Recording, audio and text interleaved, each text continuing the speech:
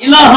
الا اللہ، مگر اللہ، یعنی ہر چیز کا خالق و مالک، ہر سب کچھ کرنے والی ذات صرف اللہ کی ہے۔ ہمارا کلمہ بے فائدہ کیوں؟ اللہ کے سوا لا الہ، لا کی تلوار الہ پر پڑھی تو تمام معنی اس میں آ گیا،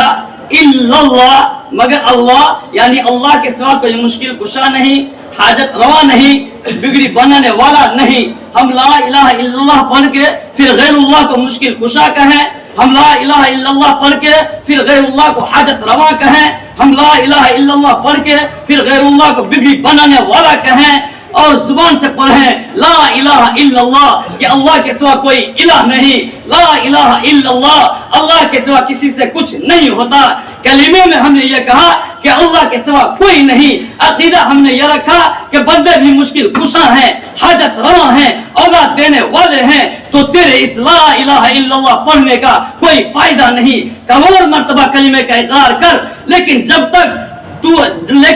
تیرے اندر یہ عقیدہ نہیں ہوگا کہ الہ کا معنی مشکل کشا، حاجت روا، مختار کل، عالم الغیب ہر جگہ موجود ہے، اور اللہ نے اس کی نفی کر دی کہ یہ صفت کسی نبی میں نہیں، کسی ولی میں نہیں، کسی کتب میں نہیں، کسی ابدال میں نہیں، کسی پتھر میں نہیں، کسی مورت میں نہیں، کسی سورج میں نہیں، چاند میں نہیں، ستاروں میں نہیں، الا اللہ، مگر اللہ میں یہ صفت پائی جاتی ہیں۔ اس کے بعد تیرے کلمے کا اعتبار ہوگا۔ جب کلمے کا اعتبار ہو گیا پھر تیری نماز قبول ہوگی، پھر تیرا روزہ قبول ہوگا، پھر تیری زکوٰۃ قبول ہوگی، پھر تیرا حج قبول ہوگا، پھر تیری عبادت قبول ہوگی۔ اگر جب تک تو لا الہ الا اللہ کا یہ معنی نہیں سمجھتا، جب تک تو الہ کے پورے معنی کو سینے سے نہیں لگاتا، نہ تیرے کلمے کا اعتبار ہے، نہ تیری نمازوں کا اعتبار ہے، نہ تیری عبادت کا اعتبار ہے، نہ تیرے ذکر کا اعتبار ہے۔ یہی مفہوم سمجھانے کے لیے 1,24,000 انبیاء کرام دنیا میں تشریف لائے۔